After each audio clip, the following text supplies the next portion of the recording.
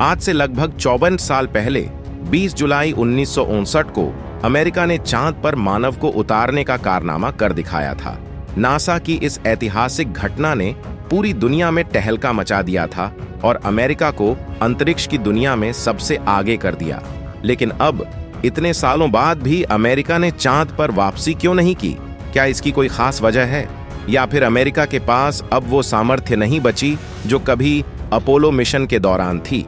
आइए इस सवाल का जवाब ढूंढते हैं। सबसे पहले हमें यह समझना होगा कि अपोलो मिशन कितना कठिन और जटिल था। यह केवल तकनीकी चुनौतियों का सामना करने की बात नहीं थी, बल्कि इसके लिए आवश्यक था विशाल धनराशि, बहुत सारे वैज्ञानिकों और इंजीनियरों का सहयोग और एक अटूट इच्छा शक्ति। अपोलो मिशन ने अमेरिका को अंतरिक्ष की दौड़ में सबसे आगे कर दिया। लेकिन इसकी सफलता के बाद इस परिदृश्य में बहुत बदलाव आया है।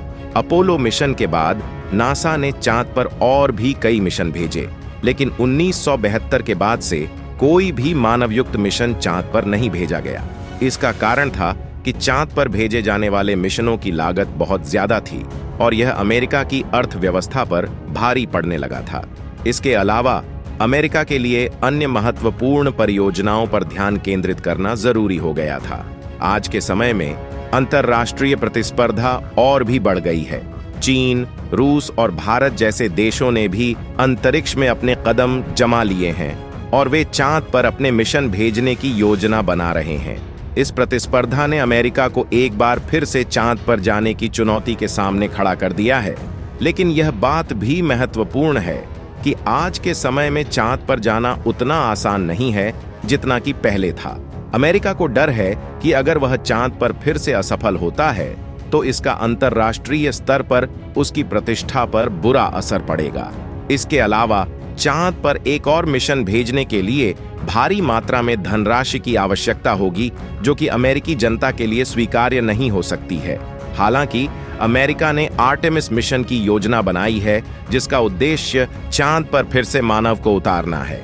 इस मिशन के तहत नासा 2024 तक चांद पर पहला महिला और अगला पुरुष भेजने की योजना बना रहा है।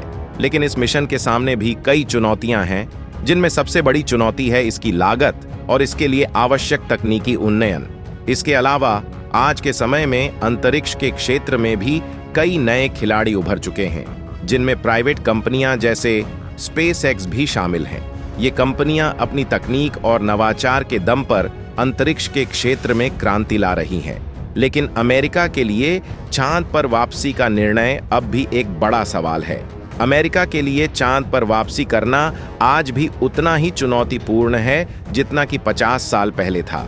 हालांकि आर्टेमिस मिशन के तहत चांद पर वापसी की योजना बनाई गई है, लेकिन यह देखना बाकी है कि अमेरिका इस मिशन को सफलतापूर्वक पूरा कर पाता है या नहीं।